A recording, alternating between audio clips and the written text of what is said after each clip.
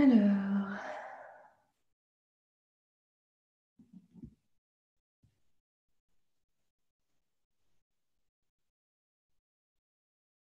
bonjour tout le monde. Je suis en train d'essayer d'inviter Margot. Margot, normalement, je t'ai invitée. Tu dois pouvoir activer ta caméra et ton micro. Non, pas encore. Est-ce que tu m'entends? Ah si, ça y est. T'entends, oui. Par contre, je sais pas pourquoi j'ai pas le petit dessin là pour activer la caméra. Attends, je regarde dans les paramètres, mais il me propose pas. Alors, attends.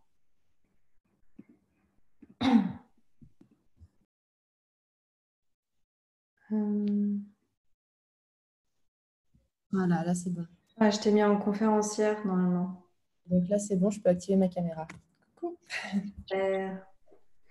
Donc, bonjour tout le monde. Pour avoir Margot et moi en même temps, normalement, en haut, vous avez quelque chose qui s'appelle affichage galerie pour pouvoir nous voir toutes les deux à côté. Vous pouvez cliquer dessus.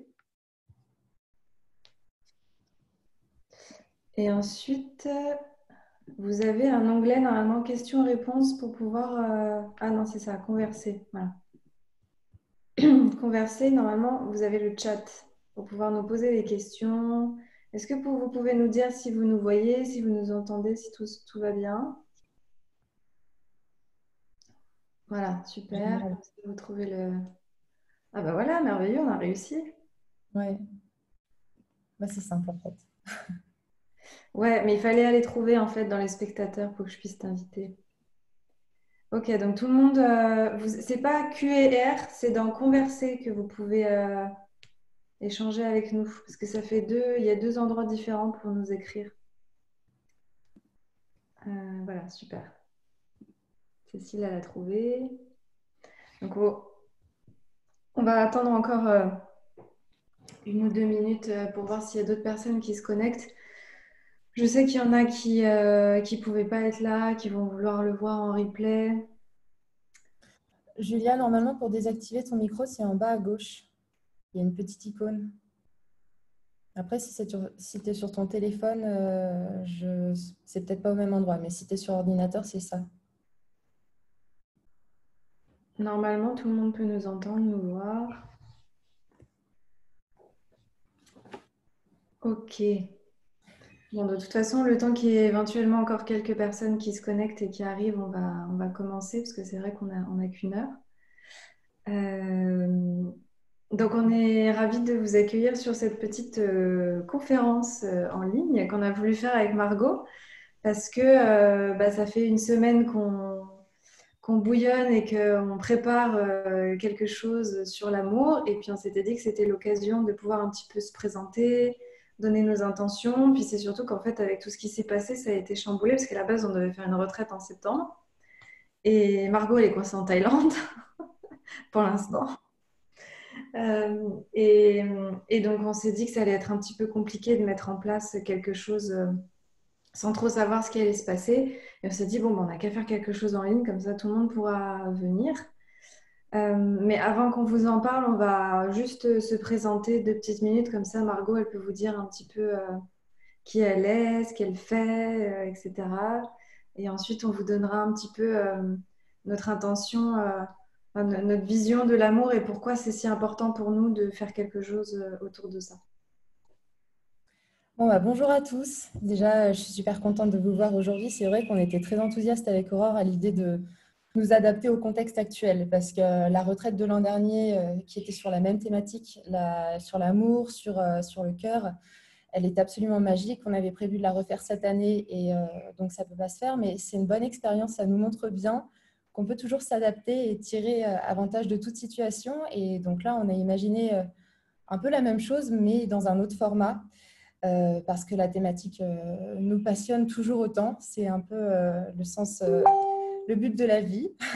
Je vais enlever, je crois que j'ai Facebook qui est ouvert. C'est pour ça que j'ai les notifications. Je vais les enlever comme ça, on sera tranquille. Voilà. Donc pour ceux qui ne me connaissent pas, je m'appelle Margot Miglior. Je suis amie avec Aurore depuis déjà 5 ans. On s'est rencontrés en naturopathie et quand on faisait nos études ensemble, et puis on a pas mal évolué l'une et l'autre. Et notre relation d'amour aussi a beaucoup évolué. D'ailleurs, on a pas mal appris l'une et l'autre, l'une de l'autre, et de nos amoureux aussi. Et je pense que autant toi que moi, Aurore, on a vraiment... la vie nous a amenés à nous recentrer sur nous pour faire grandir l'amour en soi et être ensuite capable de le partager vraiment avec quelqu'un et sortir des liens de dépendance dans lesquels on était fort avant. Ça ne veut pas dire qu'on en est complètement sorti, mais voilà, on a beaucoup cheminé là-dessus. Moi-même, j'ai énormément cheminé et c'est ce que j'amène aujourd'hui les gens à aller sur ce même chemin. Donc, ce que je fais aujourd'hui, principalement, c'est des accompagnements intensifs qui sont des formes de... Je n'ai pas encore trouvé le mot exact, mais c'est entre le coaching, la guidance à 360 degrés où on va aller explorer toutes les dimensions de votre être, tout, enfin, voilà, tout ce qui compose votre existence, aussi bien sur le plan matériel, émotionnel, énergétique, spirituel. Et en fait, moi, mon but, c'est de vous amener à vous révéler exactement dans la dimension, enfin, pleinement dans la dimension du cœur. Parce que je considère que l'amour, c'est vraiment l'espace où le soi peut s'exprimer. C'est-à-dire votre âme peut s'exprimer quand vous êtes dans l'amour et quand vous n'êtes plus dans vos schémas répétitifs de comportement, dans vos peurs, dans toutes vos croyances. Donc voilà, moi je fais des accompagnements intensifs, c'est en one-to-one. Je commence aussi à accompagner des groupes. Je vais faire des conférences sur plein de thèmes en rapport avec le réalignement, la reconnexion à soi. Et évidemment, c'est très, très connecté à l'amour, puisque tout ça, ce n'est qu'amour, en fait. C'est toujours la même thématique. Voilà pour moi. Je te laisse continuer, Aurore. Merci. Donc Margot, voilà, on est bien complémentaires parce que on a toutes les deux cette vision holistique qu'on a un petit peu récupérée avec la naturopathie, de savoir comment il faut prendre soin de soi au niveau de la santé, etc. Bon, Margot, elle est plus loin que moi, elle a quasi été au bout. Mais moi, j'ai arrêté en milieu de parcours. Mais c'est vrai que ça reste le bien-être et le développement de chacun, notre passion. Et effectivement, l'amour, c'est quelque chose qui nous porte et qui est très important pour nous. On est des grandes amoureuses de la vie. Je pense que de base, on est des personnes qui avons aussi nos challenges comme tout le monde. Et comme disait Margot, que ce soit notre relation à nous, les hommes qui ont été dans notre vie, nous ont bien fait travailler, et nous ont bien fait évoluer. Donc c'est pour ça qu'on avait envie voilà, de créer une espèce de mouvement d'énergie pour pouvoir transmettre tout ça avec les gens autour de nous à travers la formation qu'on veut faire et cette conférence et peut-être d'autres choses qui verront le jour. Mais voilà, en tout cas, moi, ce que je propose, moi, je suis praticienne chamanique et holistique, donc j'accompagne les personnes à se reconnecter à qui ils sont, à guérir des blessures, à aller observer un petit peu ce qui est caché, quelles sont les racines de certains mal-être ou de certains blocages pour ensuite aller les déconstruire à travers plusieurs outils. Donc, autant j'utilise mes perceptions pour pouvoir me connecter aux guides des personnes. Après, j'utilise les voyages chamaniques, le breathwork, le chant, enfin plein de choses qui se mettent plus en mouvement quand on est dans du concret, donc dans les retraites, mais à distance, on s'est dit avec Margot qu'il y avait quand même moyen de faire des choses aussi. Ce qui me passionne aussi, c'est la communication non violente. Donc, c'est pour ça que la notion du cœur, c'est très important parce que euh, pour moi, il y a pas, c'est impossible de s'éveiller, de s'élever si on n'est pas capable de se mettre en lien avec l'autre à travers le cœur. Et ça, c'est un message qui a tendance à être un petit peu brouillé ou être oublié. C'est-à-dire qu'on cherche l'éveil absolument à travers tout ce qui est spirituel, à travers nos lectures, à travers multiples parcours. Alors qu'en fait, en tout cas selon ma vision, le véritable éveil, c'est quand on est capable d'être profondément en amour pour soi et pour les autres et que on reste connecté à ce cœur qui doit être notre guide principal. Voilà. Donc après, forcément, ça passe par plein de choses.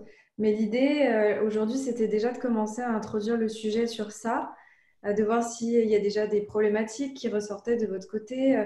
Nous, on a identifié des choses avec Margot qu'on va vouloir mettre dans la formation, comme la confiance en soi, sortir, retrouver son pouvoir personnel, sortir de la honte et de la culpabilité, ne pas être dans la dépendance affective, chose qui est parfois un peu difficile, ou dans la fusion, chose que je connais bien.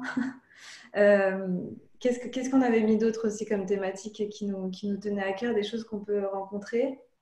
On avait mis le pardon, tout ce qui est en rapport avec l'autonomie émotionnelle, ne pas toujours systématiquement chercher à l'extérieur à nourrir ses besoins à travers l'autre et plutôt commencer à vraiment nourrir ses besoins du cœur et c'est des besoins qu'on n'a pas forcément identifiés, dont on n'a pas forcément conscience. On ne sait généralement pas comment nourrir notre cœur parce qu'on ne nous l'a pas appris et en fait c'est quelque chose qui s'apprend comme tout, quoi. Et ça permet de s'épanouir dans un amour qui est vraiment mature et plus dans un amour qui est ouais, teinté de dépendance et donc automatiquement d'attachement et de souffrance. Mm. On avait parlé aussi du fait de laisser tomber les masques. C'est une thématique importante qu'on va aborder et pratiquer aussi de façon assez créative pendant la formation pour vraiment être capable d'exprimer sa vérité à l'autre. Et je pense que déjà exprimer sa vérité juste avec soi-même, c'est-à-dire s'autoriser à être beaucoup plus authentique, à suivre sa voie, à trouver son chemin, à être 100% soi-même, c'est la voie vers l'amour partagé. Mais d'abord, il faut que ce soit un amour qui grandit en soi. Et une autre thématique importante aussi qu'on abordera, c'est tout ce qui est de l'ordre de l'équilibre féminin-masculin au sein du couple, mais aussi en soi, surtout même, j'ai envie de dire. Et puis, de toute manière, ça va rester une formation quand même assez... c'est du direct. On sera en lien pendant 2 heures tous les jours les uns avec les autres. Donc, il y aura beaucoup d'échanges. Je pense que ce sera aussi très intuitif, très fluide. Et si vous avez, vous, des questionnements, des expériences à partager, des sujets que vous voulez aborder en plus, moi, je suis convaincue qu'on les abordera de façon alignée le moment juste au cours de la formation. On voulait vraiment en fait recréer des espaces de partage, d'enseignement. Il y aura des cercles, il y aura vraiment de la transmission qui viendra de moi et d'Aurore, mais aussi de tous les membres du cercle et de la formation, évidemment. Et couplé à cela, on voulait vraiment remettre de la créativité, des ateliers un petit peu plus pratiques, même si on est à distance. Nous, on avait quand même en tête que cette formation-là, elle faisait le lien, en tout cas, c'était à la base une retraite. Donc, l'adapter en digital, c'était un peu challengeant. Ça nous a demandé de la créativité, justement, mais ça, c'est chouette parce qu'on se rend compte qu'on peut vraiment imaginer plein de trucs et remettre de la pratique même en digital. Et c'est très important de passer à l'action, de passer par le corps, par la pratique, par la créativité, parce que ça permet de faire descendre en fait les enseignements en soi. Dans cette formation-là, on ne va pas du tout rester dans du conceptuel. C'est par l'expérience en fait qu'on va grandir ensemble et par le partage d'expériences. Voilà, pour pas simplement comprendre des choses, mais pour les intégrer profondément et, comme disait tout à l'heure Aurore, guérir des blessures qui ont besoin d'être guéries pour s'ouvrir à l'amour, pour vraiment être dans un amour inconditionnel et sain et mature. Il faut avoir un cœur suffisamment solide et ça demande de bien se connaître, ça demande d'avoir guéri ses blessures, ça demande vraiment d'avoir fait ce chemin-là pour ne plus être une moitié qui rencontre une autre moitié et ça fait des magnifiques relations avec beaucoup de passion et c'est très beau et on adore tout ça, mais en même temps, ça peut devenir très lourd avec le temps et faire en sorte que le couple, voilà, il finit par casser parce que c'est lourd de porter les besoins et les blessures de quelqu'un d'autre.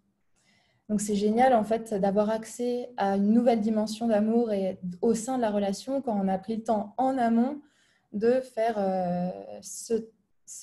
bon, travail, c'est pas le terme, mais cette évolution personnelle et cette guérison personnelle pour être capable vraiment de vibrer à une fréquence bien plus élevée qui va faire que vous allez rencontrer quelqu'un qui aura fait le même cheminement, que vous allez pouvoir vraiment être dans le partage et plus dans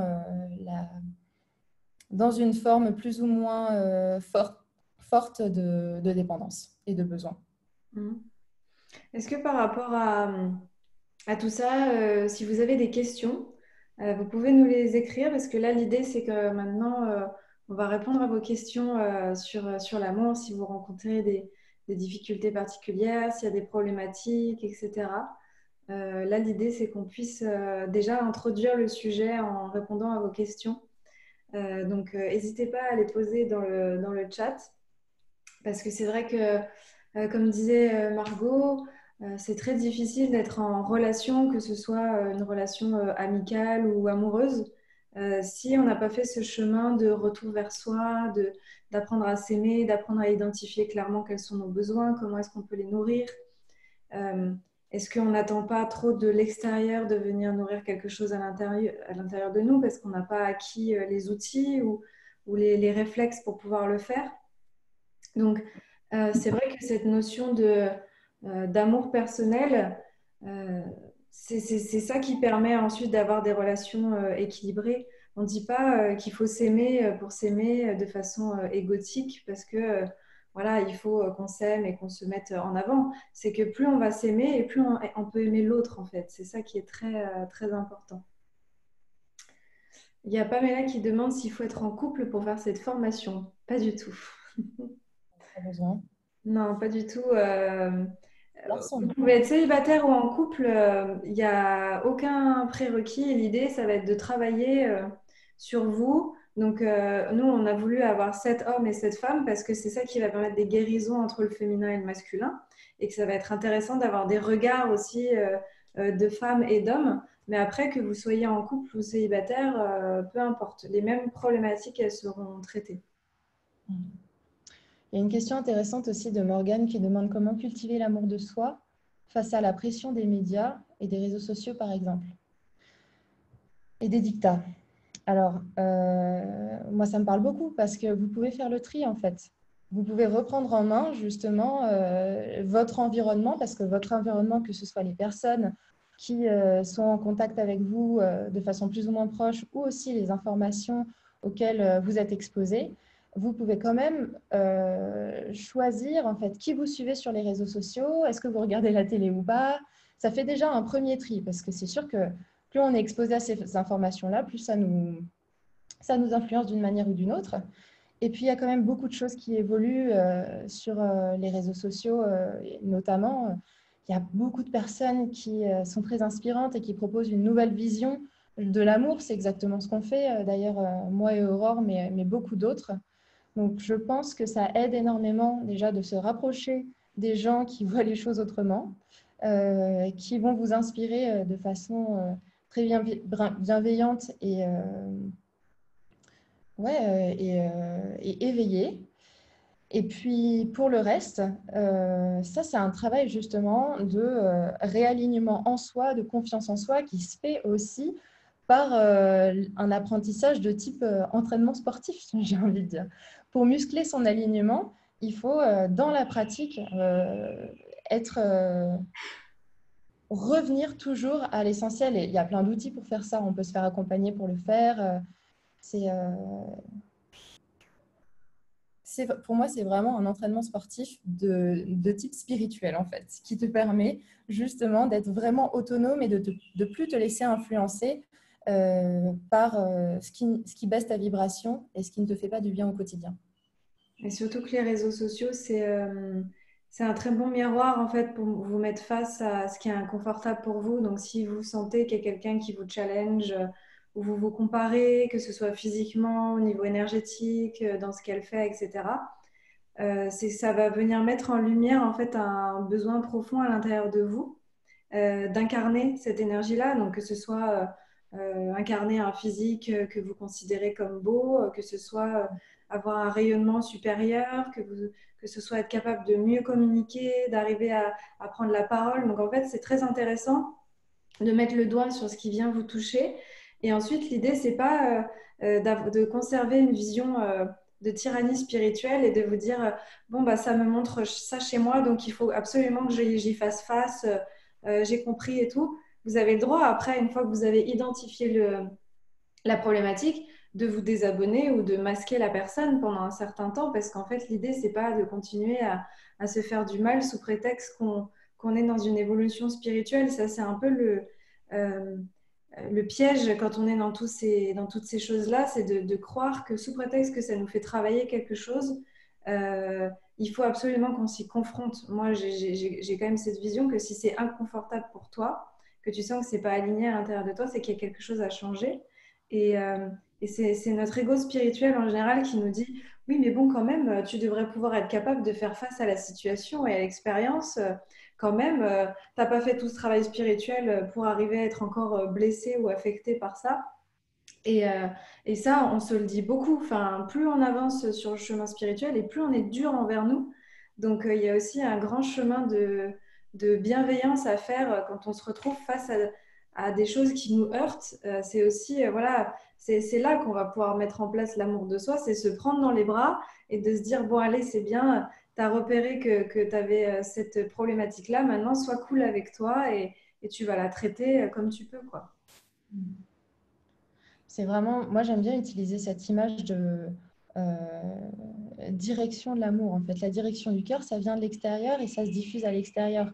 Ça vient de l'intérieur et ça se diffuse à l'extérieur. Quand vous êtes dans la comparaison avec les autres, bah voilà, vous regardez à l'extérieur et du coup vous analysez à l'intérieur, vous essayez de réajuster et c'est très inconfortable.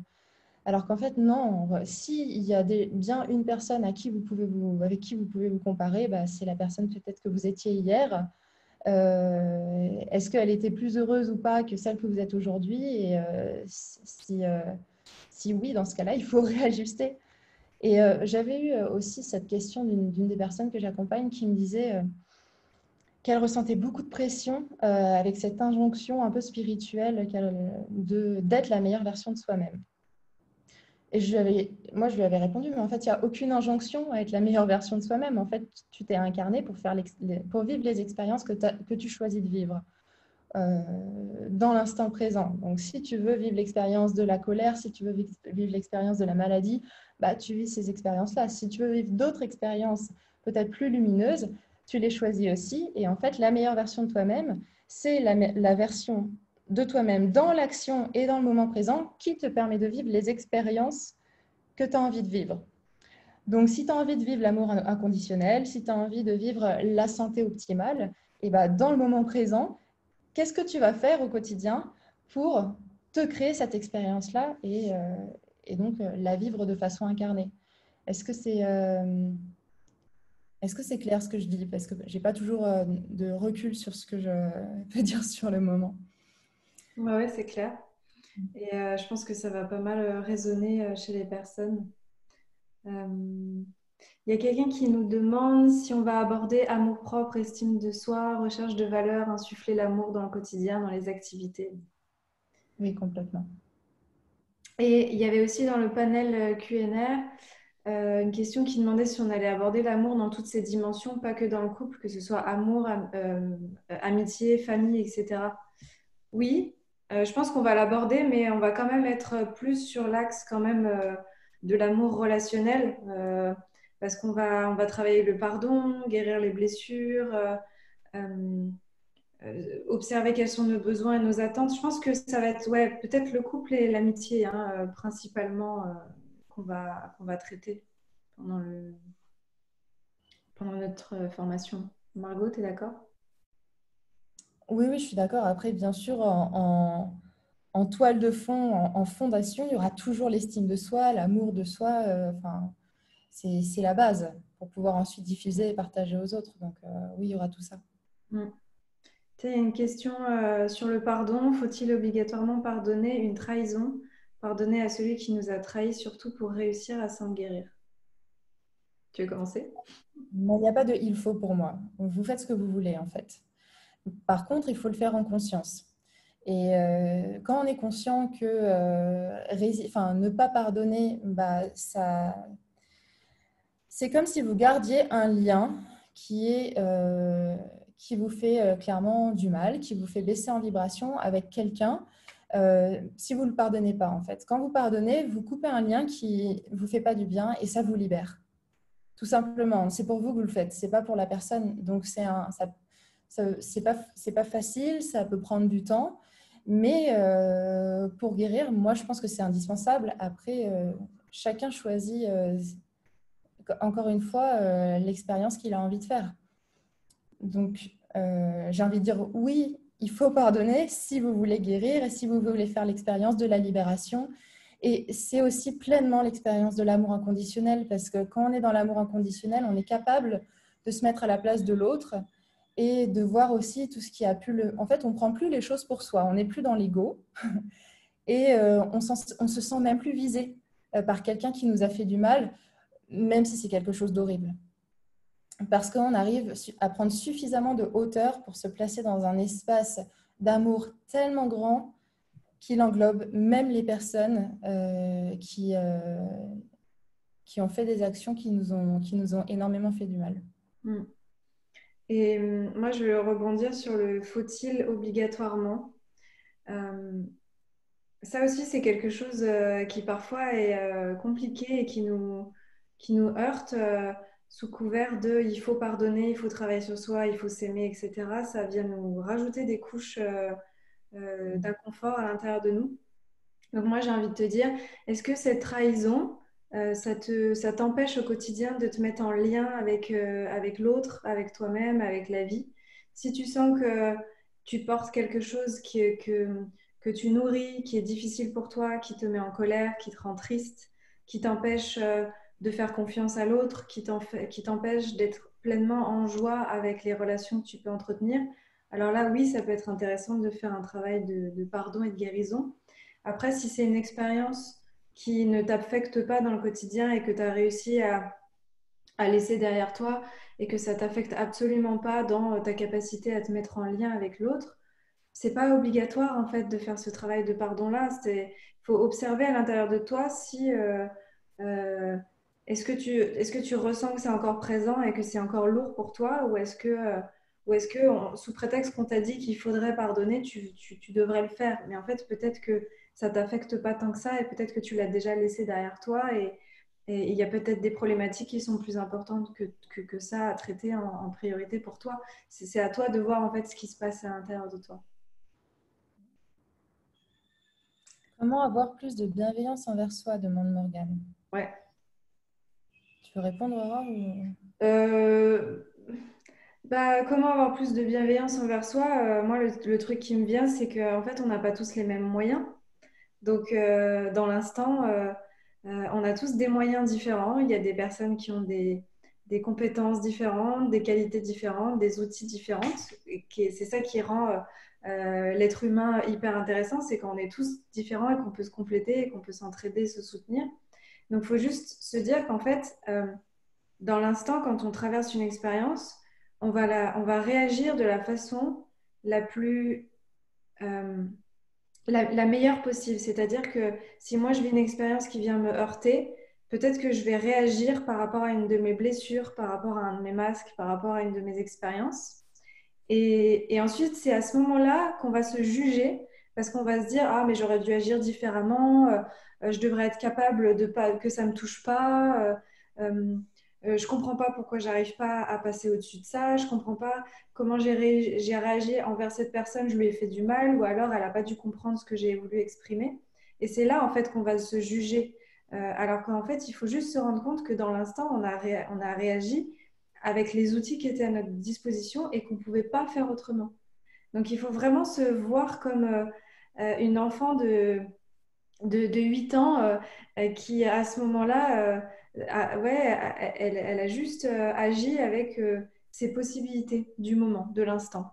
Et plus on va essayer de comprendre ce qui s'est passé à l'intérieur de nous à ce moment-là pour essayer d'agir différemment la prochaine fois, et plus on va évoluer. Alors que si on se dit juste, oh là là, t'aurais pu agir avec une notion plus spirituelle ou je sais pas quoi, tu lui as fait du mal, tu te rends pas compte et qu'on va venir se culpabiliser, ça va nous rajouter encore une fois des couches et ça va être encore plus difficile. Donc il faut juste se voir comme un bébé qui apprend à marcher et qui tombe et qui doit se relever et qui continue et qui continue d'avancer. Mm. Ouais.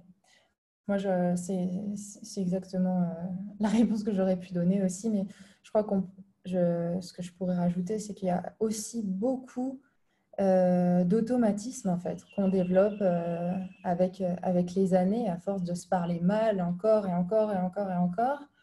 Ça devient quelque chose de naturel. Donc, déjà, il y a prendre conscience de ça, de la relation qu'on a avec soi-même, tout ce qu'on peut se dire, tout ce qu'on peut se faire, tous les jugements, et se dire, dès qu'on prend conscience de ça, on rectifie en fait, Mm. en travaillant sur la communication non violente envers soi-même, en se parlant comme à sa meilleure amie.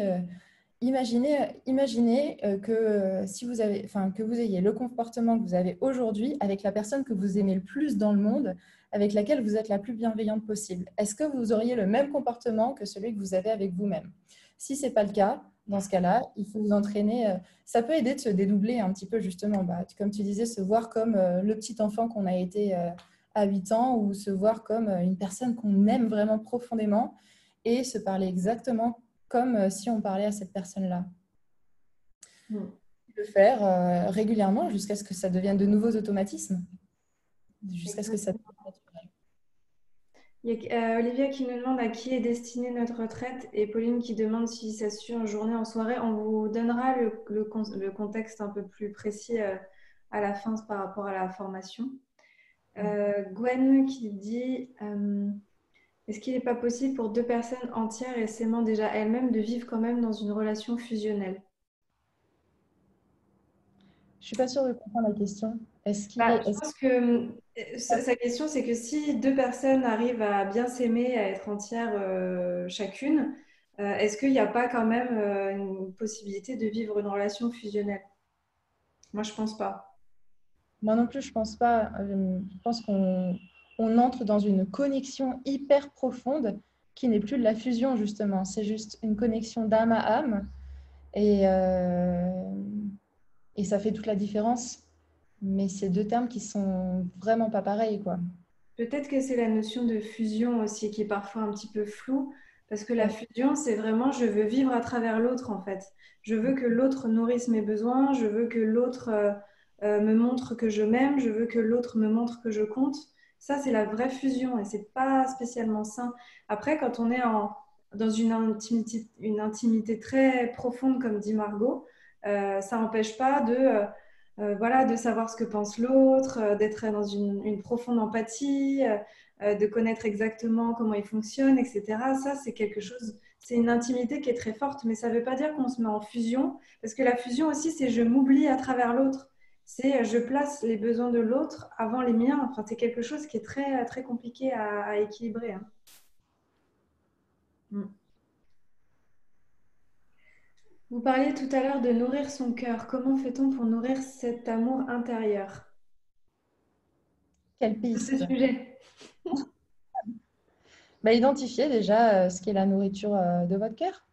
Votre cœur, il est content quand vous avez plein de ressentis corporels qui vous permettent de savoir exactement quelle est la nourriture de votre cœur. C'est tout ce qui vous fait, tout ce qui vous met en joie, tout ce qui vous fait vous sentir vraiment léger, bien, souriant, de façon instantanée, enfin, vraiment tout ce qui vous met en joie. Donc, vous pouvez faire une liste si ça vous aide au début. Parfois, ça peut être des grandes choses et ça peut être des toutes petites choses du quotidien. Euh, Moi, ce qui me met en joie, par exemple, c'est de manger des fruits, de manger des mangues à Copenhague parce que c'est les mangues, c'est les meilleurs du monde. Et ça me rappelle l'enfance de les manger directement à la cuillère. Et ça, c'est quelque chose c'est un petit geste du quotidien, mais ça fait partie de la nourriture du cœur. Ce qui me met en joie aussi, ça va être en fait, ce qui me fait me sentir vraiment profondément bien, c'est de prendre soin de mon corps, de faire du sport, de bouger. C'est pas quelque chose que je fais suffisamment encore aujourd'hui, mais je sais que c'est de la nourriture du cœur parce que ça me fait me sentir en sécurité, ça me fait me sentir bien, tout simplement. Et ça peut être plein, plein de choses comme ça. Ça peut être nourrir son cœur aussi en faisant un don à l'autre parce qu'on sent qu'on a déjà de l'amour et on peut le partager. Ça peut être qu'est-ce que c'est pour toi, par exemple, Aurore? Ça peut être quoi les nourritures de ton cœur? Ah, bah, ça dépend les périodes, mais moi en ce moment, ce qui me fait beaucoup de bien, c'est de me faire mes sessions de yoga, d'être avec moi-même, d'arriver à contacter un espace de paix sans avoir besoin que quelqu'un me guide. Et avant, c'était quelque chose qui était difficile pour moi. J'avais tout le temps besoin de m'en remettre à un cours de yoga ou que je fasse un truc avec quelqu'un pour arriver à goûter cet espace de paix. Et maintenant, je suis en train d'apprendre à le mettre en place toute seule. parce que vu que j'ai un grand besoin de reconnaissance, moi, je n'arrivais pas à faire quelque chose sans que quelqu'un me voie et me dise c'est bien ou voit que je fais quelque chose pour moi. En fait, j'avais pas ce réflexe automatique de faire quelque chose pour moi naturellement pour me faire du bien. C'était quelque chose qui n'était pas dans ma vision. Donc, euh, je pense que c'est ça aussi, nourrir cet amour intérieur, c'est se reconnecter à... Parce que profondément, on aspire tous à la joie et à la paix. Donc, c'est comment est-ce que je contacte cet espace de joie et de paix. Euh, j'ai des besoins qui ont besoin d'être nourris, en fait, pour, comme disait Margot, sur cette notion de nourrir ses besoins.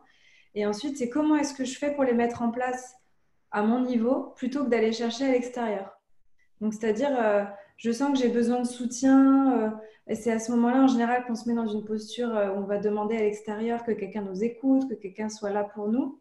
Chose que j'ai aussi beaucoup fait. Et à partir du moment où on est capable de se soutenir nous et en fait de s'autoriser à, en fait là, tu as juste le droit de lâcher, quoi, d'arrêter d'être dur avec toi, d'arrêter de bosser, tu as envie de pleurer, tu pleures, tu as envie de passer la journée au lit, tu as le droit. C'est s'offrir du soutien à nous en tant qu'individu plutôt que de demander à quelqu'un de nous offrir du soutien.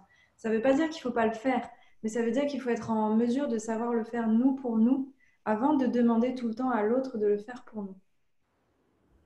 Ouais. Laura nous demande, j'apprends à aimer de plus en plus, mais j'ai un gros manque de confiance en moi.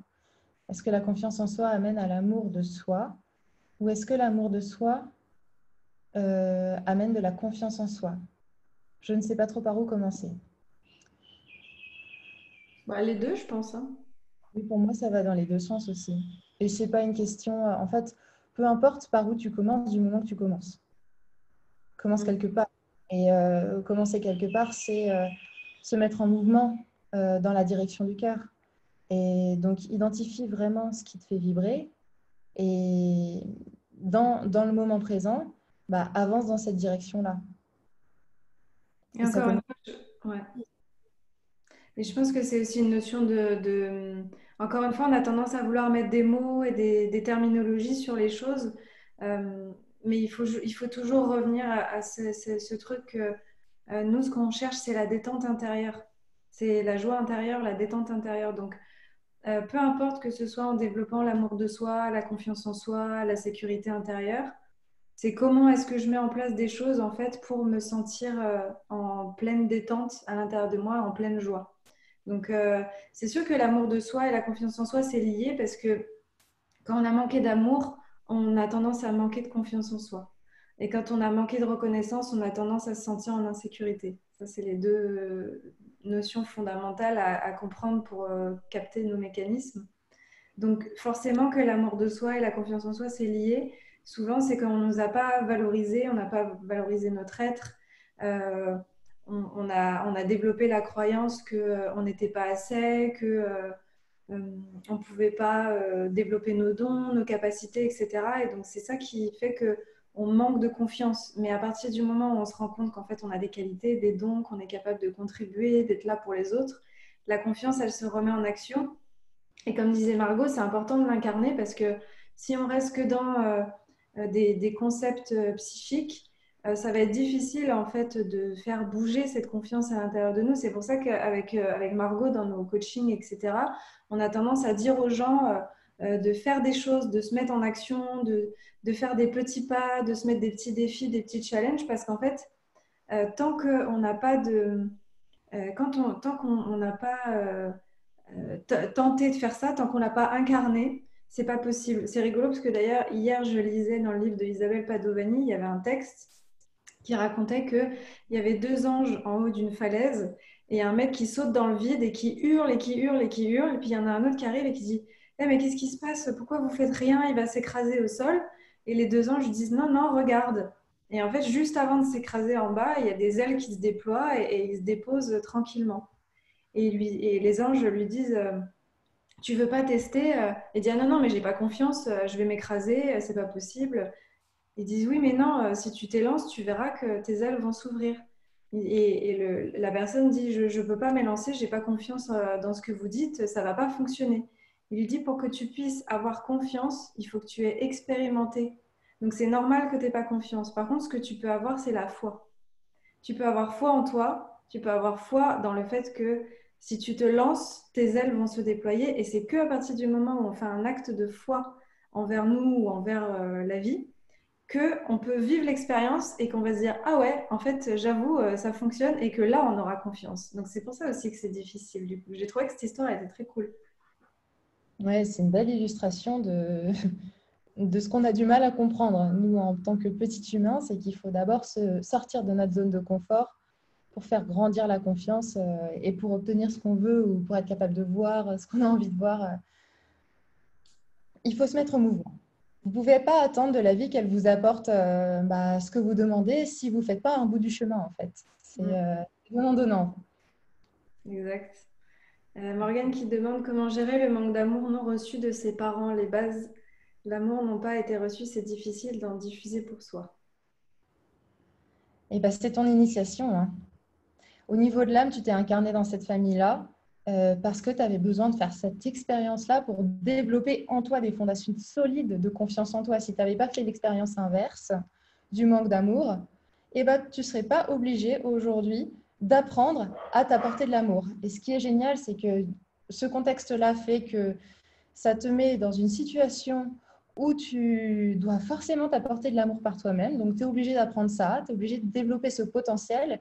Et par la suite, tu pourras certainement, une fois que tu auras fait ce travail-là, tu pourras le transmettre. Ce sera ta contribution, en fait. Mm. Je pense que ça aide beaucoup de toujours porter les bonnes lunettes. Vous voyez, il n'y a pas d'expérience il y a pas d'expérience mauvaise, il n'y a pas d'expérience qui vous tombe dessus. La vie, elle vous apporte que des expériences qui sont parfaites pour vous et qui sont belles quand on sait les regarder depuis le bon endroit. Donc c'est génial en fait de faire cette expérience-là parce que sinon tu ne pourrais pas développer tout ton potentiel, en tout cas pas dans les mêmes, pas de la même manière, avec le même rayonnement. C'est une belle initiation de la vie, quoi. Et plus vous allez sortir de cette notion de bien et de mal, et plus ça va vous aider. Parce que euh, quand, enfin, le fait qu'on ne reçoive pas la reconnaissance de notre papa et qu'on ne reçoive pas assez l'amour de notre mère, ça va créer des blessures, certes, qui vont nous faire travailler, comme dit Margot, et qu'on va pouvoir mettre en action des choses pour aller contacter des nouvelles parts de nous. Mais on a tendance à oublier que c'est aussi ça qui a fait que ça a développé nos qualités. Perso, moi, je sais que c'est parce que j'ai eu ce manque de reconnaissance, etc., que ça m'a permis de devenir hyper efficace dans mon travail, d'avoir envie à chaque fois d'y arriver, de développer ces capacités de, voilà, un petit peu de battante. Et puis, par rapport à une maman qui était sensible, etc., où parfois, c'était pas toujours évident, bah, ça m'a aussi permis de développer une grande capacité d'empathie et de cœur. Donc, on a tendance à tout le temps voir le côté négatif de la chose, de l'expérience, en nous disant que ça nous a mis des blessures sur le dos, mais ça nous a aussi permis de développer des super qualités, des super capacités. Et ça, on a tendance à ne pas le voir, alors qu'en fait, c'est là, c'est présent en nous. Oui, en fait, il faut comprendre encore une fois que l'amour, il peut être partagé, mais vous ne pouvez pas vous nourrir de quelque chose qui vient de l'extérieur. Donc, les bases de l'amour, en fait, dans ta question, Morgane, quand tu dis comment gérer le manque d'amour non reçu de ses parents, bah, déjà, accueillir toutes les émotions que ça fait remonter avec amour, les vivre vraiment, les digérer, se laisser traverser, pas être en mode non, non, je bloque, non, se laisser vivre ces émotions-là. Et ensuite, quand tu dis les bases de l'amour n'ont pas été reçues, c'est difficile d'en diffuser pour soi. Oui, oui, c'est sûr, c'est un chemin à faire. Mais justement, les bases de l'amour, c'est toi qui dois les... Tu dois devenir ton propre parent, donc c'est toi qui dois les construire, les bases de l'amour. En toi, ça va être tes fondations, ça va être ton ancrage. Tes parents, ils n'auraient pas pu faire ça, en fait. Mm. Ça aurait été un petit peu une compensation, mais ça n'aurait pas été aussi solide que si c'est toi qui fais toi-même le travail. Ça te permet de devenir vraiment adulte, c'est-à-dire indépendante. Indépendamment de qui que ce soit, tu peux cultiver l'amour en toi et enraciner profondément tes fondations pour garder ton alignement et rester dans l'amour, dans la joie, quoi qu'il arrive. En plus, on est tous concernés, à part quand on est dans des choses traumatiques, hein, forcément quand il y a eu des expériences enfants, quand il y a eu des traumas type inceste, etc. Là, on est dans quelque chose de particulier, mais Par contre, la blessure de manque d'amour, de manque de reconnaissance, tout le monde l'a. C'est tout le monde. On a tous notre petit enfant, à un moment donné dans sa croissance, il a vécu maman ne m'aime pas, le papa ne me reconnaît pas. Tous, on l'a tous vécu à différents niveaux et on l'a tous fait grandir après dans nos expériences, que ce soit à l'école, dans la cour de récré, avec nos copains, avec les enseignants, toutes les expériences qu'on a traversées. On est tous arrivés à l'âge adolescent avec une bonne couche de blessures. Donc en fait, il faut se dire qu'on est tous dans le même bateau et que voilà, encore une fois, en laissant les traumas dans un contexte particulier, parce que ça, bien sûr, c'est beaucoup plus difficile et il y a des choses à guérir. Mais sinon, ce besoin de reconnaissance, ce besoin d'amour, on a tous les blessures, on en a tous manqué et c'est ça qui fait qu'on est tous en train de se poser les mêmes questions et qu'on fait tous ce travail-là de reconnexion vers nous parce que si c'était aussi naturel et si on avait eu tout ce dont on avait besoin, on serait tous des êtres parfaitement alignés, parfaitement éveillés, capables d'aimer et de se mettre en sécurité à 100% dans le meilleur des mondes. Et malheureusement, l'expérience humaine, c'est d'avoir traversé ces choses-là pour pouvoir ensuite aller récupérer des parts de nous, se reconnecter à l'amour inconditionnel et avoir confiance. Donc, ça fait aussi partie du jeu, en fait, toutes ces choses-là qu'on a vécues quand on était enfant. Mm. On a une dernière question de Pauline. Je pense qu'après, on pourra passer aux questions plus en rapport avec la formation. Ouais. On demande comment justement se recentrer pour enlever ce besoin de reconnaissance. Le besoin de reconnaissance, il est là, mais il faut juste apprendre à le nourrir par soi-même. Après, c'est génial, en fait, plus vous êtes capable de vous apporter votre propre reconnaissance, donc typiquement, c'est reconnaître votre valeur, reconnaître votre beauté, reconnaître vos qualités qui sont déjà présentes. Souvent, on se dit, je suis pas ci, je suis pas ça, voilà. Sauf que, en fait, on porte notre attention sur ce qu'on pense ne pas être ou ce qu'on pense ne pas avoir, alors qu'on a déjà plein d'autres choses magnifiques à côté qui pourraient grandir et qu'on pourrait vraiment utiliser pour rayonner. Ça, c'est une chose. Et puis, souvent aussi, on pense qu'on manque de certaines qualités, alors qu'en réalité, on les incarne déjà dans certains contextes, avec certaines personnes. Et le fait de prendre conscience que finalement, ok, peut-être que de manière générale, j'ai l'impression que je n'ai pas confiance en moi, sauf que dans certaines situations, avec certaines personnes, j'ai totalement confiance en moi, c'est ok, donc c'est quelque chose qui est déjà présent et que je dois simplement faire grandir. Partez de ce qui est déjà là, parce que ça va, en focalisant votre attention sur ce qui est déjà présent en vous, vous allez le faire grandir. C'est la loi de l'attraction. C'est comme ça qu'on cultive. Enfin, arroser une plante, si vous avez un jardin, si vous arrosez les mauvaises herbes, elles vont grandir. Bon, même si on ne les arrose pas, elles peuvent grandir. Si vous arrosez vos jolies fleurs, elles vont grandir aussi. Donc, juste regarder au bon endroit et arroser ce qui fait que vous devenez la personne la plus inspirante de votre vie, en fait. Et si c'est difficile à identifier, faites une liste des personnes qui vous inspirent le plus autour de vous. Demandez-vous en quoi elles vous inspirent, quelles valeurs elles incarnent au quotidien et prenez-les comme exemple pour, à votre tour, incarner les valeurs qui sont importantes pour vous. Et ça va vous permettre de faire grandir la confiance en vous et observer tout ça et être capable de se dire, mais oui, en fait, si je suis tout à fait honnête, je suis quelqu'un de magnifique, enfin, sous plein d'aspects. Et il n'y a aucune raison, il n'y a pas de comparaison avec les autres, en fait. On est tous magnifiques avec notre couleur unique, avec notre énergie unique. Et ça, c'est important de le voir. Mm. Et dans le besoin de reconnaissance, en fait, qu'est-ce qui a besoin d'être reconnu chez toi?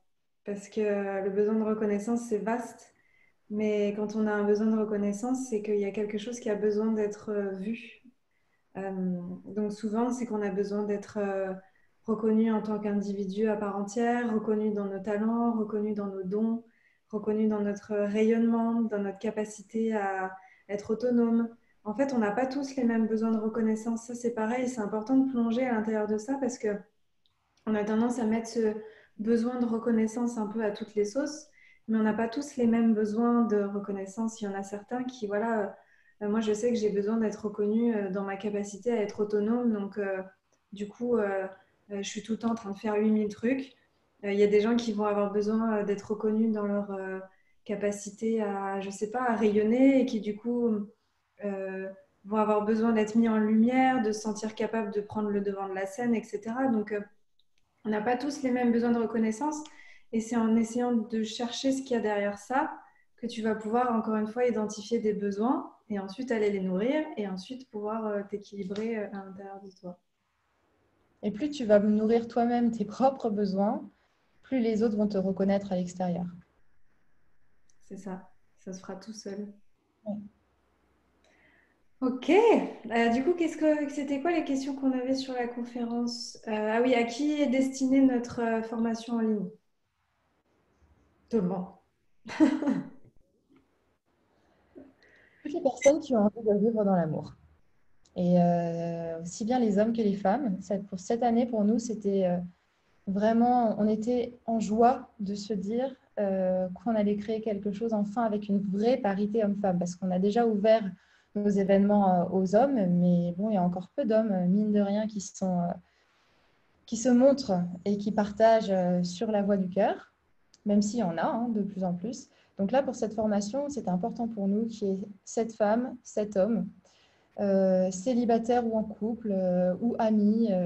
C'est évidemment une formation sur l'amour en général, même si on va cibler sur la relation à soi et la relation amoureuse avec l'autre. Mais oui, oui, ça peut être absolument tout le monde. Et d'ailleurs, nous, on va activer un peu nos réseaux pour trouver du masculin éveillé. Parce que, bon, les femmes, bon, là, il n'y a quasi que des femmes dans la conférence. Donc, on se doute que ça devrait aller pour arriver à trouver des femmes qui sont intéressées. Donc, des hommes, voilà, nous, on a nos réseaux, on a des amis avec Margot à qui on va demander de partager. Et on a eu une idée aussi pour essayer de vous motiver à ramener vos amis masculins. On s'était dit qu'on offrait moins 15% sur la formation si vous ramenez un homme. Voilà, comme ça, et ben, ça va nous aider à attirer du masculin dans le groupe. Ouais. Il y a Euh, pas, je prenais la question d'Olivia là, qui demandait à qui était destinée la retraite en ligne. Il n'y a pas de prérequis particulier, hein. Vraiment, hmm. ça vibre. Et si vous êtes sur un chemin d'évolution qui va vers l'ouverture du cœur, c'est pour vous. Et si vous sentez qu'il y a des choses à réaligner, que vous avez des difficultés à avancer, c'est normal parce que c'est un chemin qui est, qui est challengeant. Bah dans ce cas-là, c'est pour vous. Après, on a toutes les deux mis des pages de vente sur nos sites respectifs. Donc, vous allez pouvoir voir en détail le programme de la formation, la page de vente avec toutes les indications qui sont dessus. Mais écoutez votre cœur. Enfin, voilà, c'est une formation sur l'amour. Donc, si ça vibre, c'est plutôt ça qu'il faut écouter. Exactement. Ouais. Après, pour le format, alors si c'est en journée ou en soirée. Alors, on a eu une problématique qui est quand même le fait que Margot, t'as combien de décalage? En fait, entre la France et la Thaïlande, il y a 5 heures de décalage. Ça veut dire qu'il est 5 heures de plus. Pour C'est ça. moi, là, il est 16h30. C'est ça. Donc, on a fait le pari de se dire que début juin, ça allait être encore une espèce de forme de confinement télétravail. Parce que de toute façon, Margot, elle va sûrement pas pouvoir rentrer avant. Et donc, on va faire les conférences le matin. Ce sera des temps d'à peu près 2 heures, de 10 heures à midi. C'est ça, hein, c'est ce qu'on s'était dit. Oui, Oui. ce sera samedi. Sur 10 jours. Donc en fait, c'est vraiment un format intensif, c'est-à-dire que pendant 10 jours, tous les matins, on se retrouve, on fait les pratiques, les enseignements, on va faire ça sur Zoom, donc on va tous se voir en caméra, on va vraiment tous pouvoir se rencontrer, se connaître, parler. Parfois, il y aura des pratiques en demi-groupe ou en binôme, où là, on va pouvoir vous répartir pour que vous soyez que par deux. Enfin, Zoom a une technologie incroyable. Ça va vraiment être chouette. Mais effectivement, on va devoir faire ça le matin. Parce que si on faisait ça les fins de journée, Margot, elle aurait dû travailler la nuit et ça aurait été pas possible. Ça n'a pas été très fraîche en fait pour la formation et on a envie de donner le meilleur C'est ça. de nous-mêmes. Donc voilà, mais c'est vraiment un format, si vous êtes disponible le matin du 1er au 10 juin, moi je pense que ça va être un format génial parce que mon expérience m'a vraiment montré que les formations intensives permettent d'aller loin et profond directement, surtout quand il y a des échanges, surtout quand il y a de la pratique. Et quand on est dans un groupe où il y a plein d'effets miroirs, plein de partages d'expériences, c'est vraiment très fort. Et en 10 jours, on peut aller vraiment loin, quoi. Mm. En plus c'est bien parce qu'ils vont avoir les après-midi pour intégrer, pour préparer la journée du lendemain. C'est vraiment quelque chose qui va se faire, voilà. Euh, Même si les temps Zoom, ils seront que le matin, il faut quand même vous dire que vous allez être dans 10 jours intensifs, vous allez travailler sur vous, ça va être un peu la machine à laver, ça va faire remonter des trucs, vous allez devoir intégrer, voilà, ça va être quelque chose de fort. Il faut vraiment vous mettre dans une optique que c'est une forme de retraite. Donc certes, vous la faites de chez vous, mais vous allez être connecté à plein de monde. Et c'est pas juste 2 heures le matin et basta, ça va travailler vraiment pendant 10 jours intensivement, quoi. Morgane me demande combien de temps ça dure. Bah, du coup, 10 jours, du 1er au 10 juin. Et après, oui, donc elle travaille le matin. On s'est douté qu'il y a des personnes qui travailleront. On n'a pas le choix pour l'instant, donc on a choisi ce format-là. Après, je sais que si ça marche bien, certainement qu'on la refera. Et si Margot, elle rentre en France, peut-être qu'on pourra faire un format en soirée. Mais pour l'instant, on n'avait pas le choix en tout cas. C'est sûr qu'il va y avoir pas mal de choses, ne serait-ce que dans votre structure énergétique, qui vont bouger en fait. Et ça peut demander un temps d'intégration, ça peut demander de se reposer, de digérer aussi ce qui va se passer de jour en jour. Donc, idéalement, enfin, je pense que cette formation, on peut la faire en travaillant un petit peu à côté éventuellement, mais idéalement, si vous pouvez considérer que c'est une formation, c'est intensif, c'est comme une retraite digitale, euh, c'est l'idéal. Ça Mm. fait beaucoup de fois idéal, mais bref, vous voyez ce que je veux dire.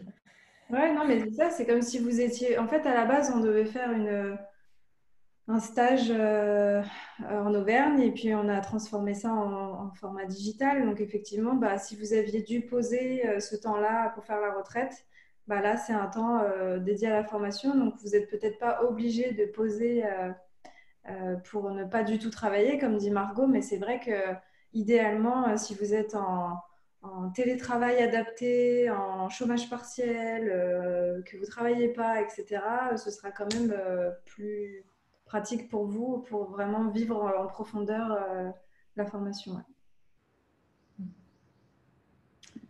Est-ce qu'il y a Bon, des informations? Bon, après, vous allez tout retrouver de toute façon sur nos pages de vente, sur nos sites respectifs.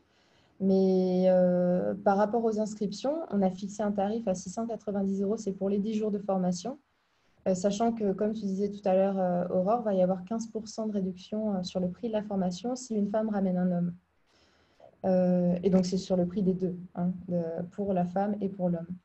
Pour l'inscription, on a prévu un acompte de 50% et puis après la deuxième moitié avant le début de la formation. Et puis, dans la formation, ce qui sera inclus en plus de nos rencontres quotidiennes sur Zoom, ce sera les enregistrements des séances. C'est ça qui est chouette aussi avec Zoom, c'est que vous pourrez garder les enregistrements pour toujours. Donc, les regarder, les réécouter si besoin, si notamment vous ressentez la nécessité de réécouter pour intégrer encore plus profondément s'il y a des choses que vous avez moins compris. Voilà, et puis il y aura aussi un groupe Facebook pour pouvoir échanger tout au long de la formation. Ça nous paraît particulièrement important parce qu'on va, on va avancer ensemble en fait en équipe. Donc, il y a aussi des liens qui vont se créer, notamment parce que c'est clairement pas que de l'enseignement et de la transmission de concepts et juste des discussions tous ensemble. Il va y avoir de la pratique, donc vous avez prévu des exercices et de la mise en mouvement. Donc, moi, j'ai trop hâte. Ouais, ça va être très chouette. On est vraiment en joie avec Margot de faire ça. De toute façon, comme tu disais, dans la journée, on vous met les pages disponibles. Les inscriptions, elles ouvrent à partir de cet après-midi. Il y aura un mail auquel il faut que vous écriviez. Je vais mettre le replay de cette conférence sur YouTube. Comme ça, les personnes elles vont pouvoir le revoir. Il y a des personnes qui ne pouvaient pas être présentes, etc. Voilà, vous aurez tout à partir dans pas longtemps. Juste le temps qu'on finalise de mettre les choses en ligne, etc. Et puis voilà, on espère que ça vous emballera autant que nous. Et tu veux conclure? Moi, je vous fais un gros bisou parce que j'ai un cours de chant qui va commencer, donc il ne faut pas trop que je traîne. Mais c'était vraiment un plaisir et j'espère que ça va vibrer avec vous et parce que nous, avec Margot, on a très hâte de pouvoir faire ça. On vous fait plein de bisous. Je vais pas spécialement dire grand-chose de plus, tu as tout dit. C'était très beau. Merci à tout le monde de s'être inscrit, d'être venu et de nous avoir écoutés. Et puis peut-être à bientôt pour la formation. Gros bisous, à très bientôt. Au revoir.